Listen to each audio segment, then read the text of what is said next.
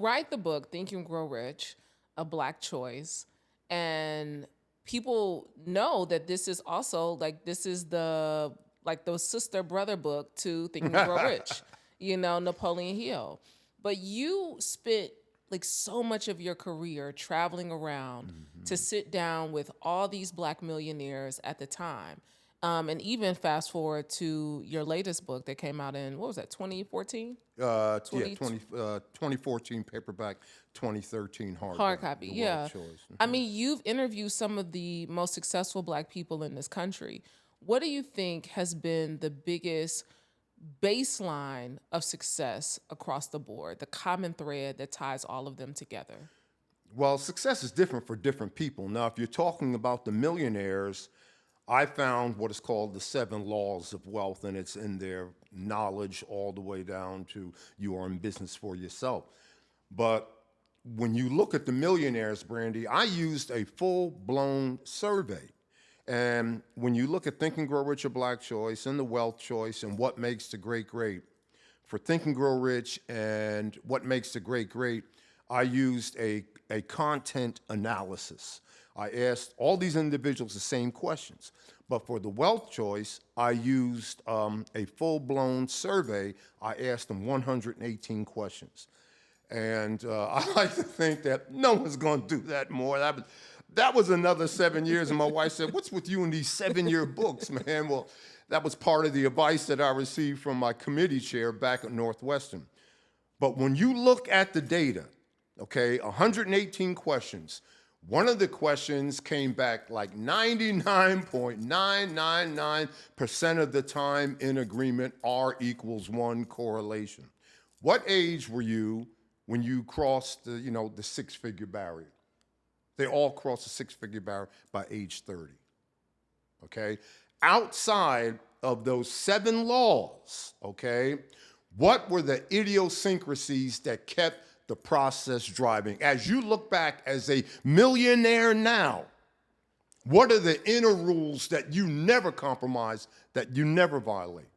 And there were 2. Number 1, Brandi, here we are in a sumptuous house, and we're surrounded by your technicians and the like, and this applies, I don't care who you are out there in cyberspace watching this video. As soon as you get up in the morning, okay, people are making money off of you. Okay? As soon as you get up in the morning, all right, it's cold in your house, you got to cut the heat on, you got to pay for the heat, all right?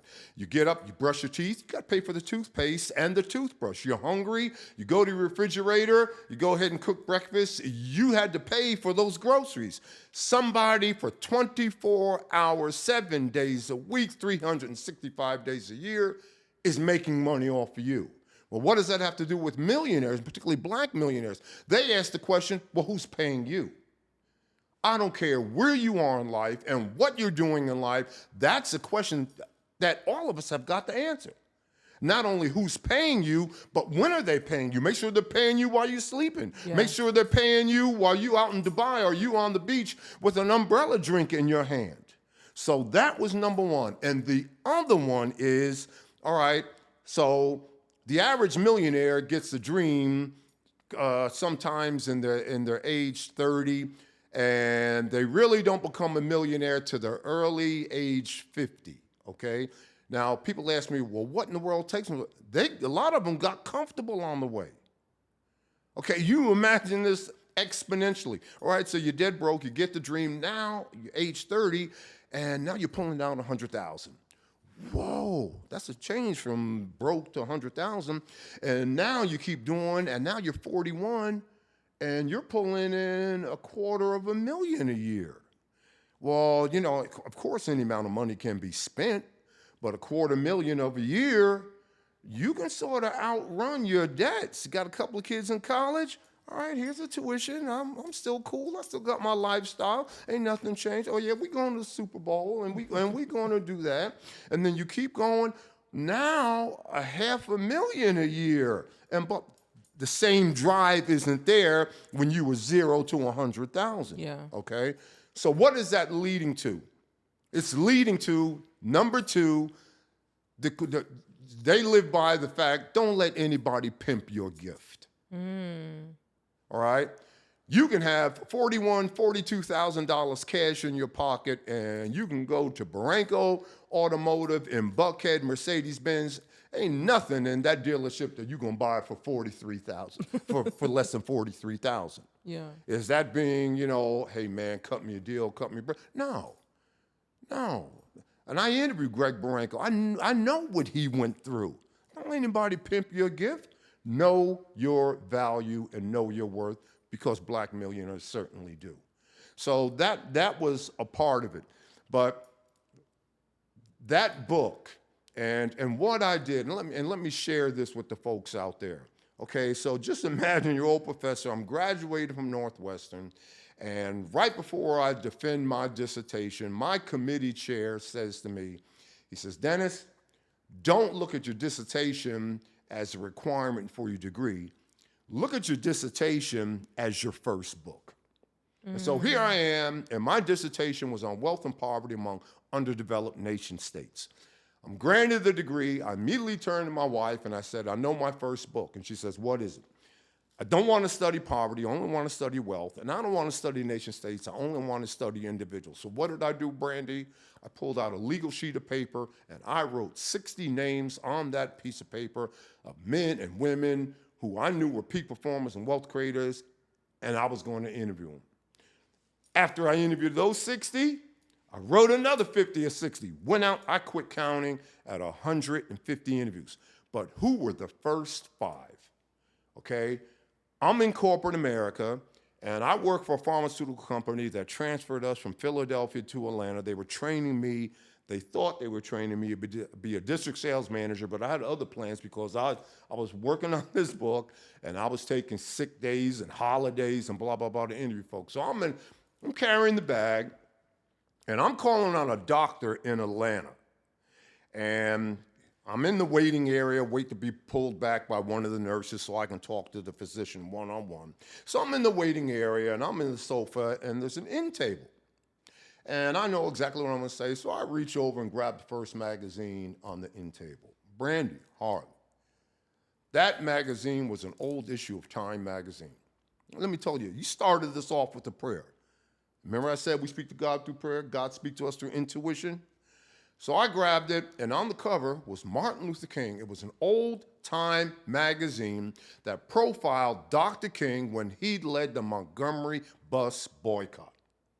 And I open it, and I'm reading that, and that article said that when King led that boycott in 1955, there were only 5 black millionaires in the United States and listed their name. Wow. How long do you think it took me when I got home to send letters to those 5? And what's remarkable, 4 of the 5 were living. Wow. Only one had transitioned. That was Charles Clinton Spalding. But that didn't stop me from driving up to Raleigh-Durham and spending 2.5 days with his family, with his business partners, with his employees to find out what type of individual is this, blah, blah, blah.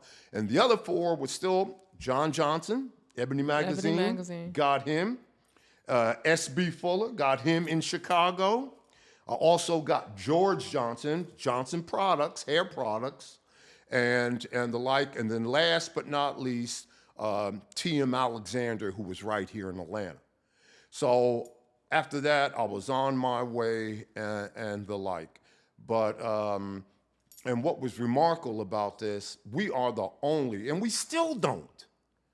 And I tell folks, we still do a poor job chronicling the efforts of our wealth creators. Yeah. Every other group does that. And you doubt me?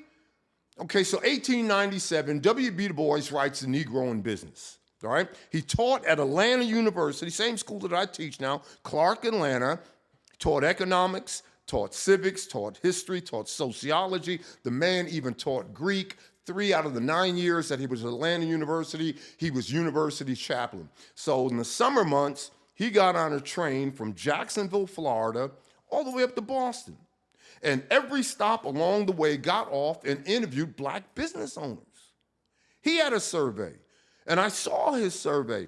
And so that book was written in 1897, The Negro in Business, quote unquote, first black business book.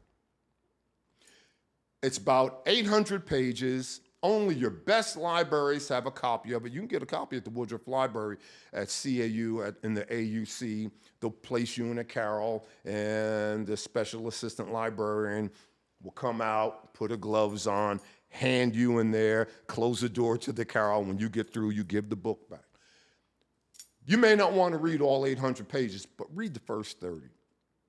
Because Du Bois, Black America's most prolific scholar, says within those first 30 pages, and they're still apropos today. Number one, he says the man or woman who won't control his or her finances won't control anything else. If you don't, what Du Bois is saying, if you don't care about the money in your pocket, what do you care about black on black crime? Yeah. What do you care about dropout rates of black high schoolers? What do you care about the state of our community if you don't care about the money in your pocket? Then he says nothing positive will ever occur in a community that fails to circulate its dollars. Yeah. And that's us now. And we know all the data. No one shared, no dollar circulates more than the Arab community, 45 days, Jewish community, 19 days, Asian community, 24 days, Black America, 6 hours. 6 hours. Wow. 6 hours. So I'm reading those. 15 years later, in 1913, Booker T. Washington writes his third book and used the same title of Du Bois, The Negro in Business. Now, this will break your heart. Only 25,000 hardbacks were printed. You ready for this? I got one of the 25,000. Wow. Come on, Negroes, read the damn book. What are you doing? What the hell are you doing? Hey, Vault family, thanks for watching. If you enjoyed this clip, make sure to check out our full interview on our channel at Vault Empowers Talks. We don't just scratch the surface. We dive deep into the lives of some of the world's most influential leaders and change makers. Don't forget to like, to comment, and be sure to subscribe for more inspiring conversations. See you next time.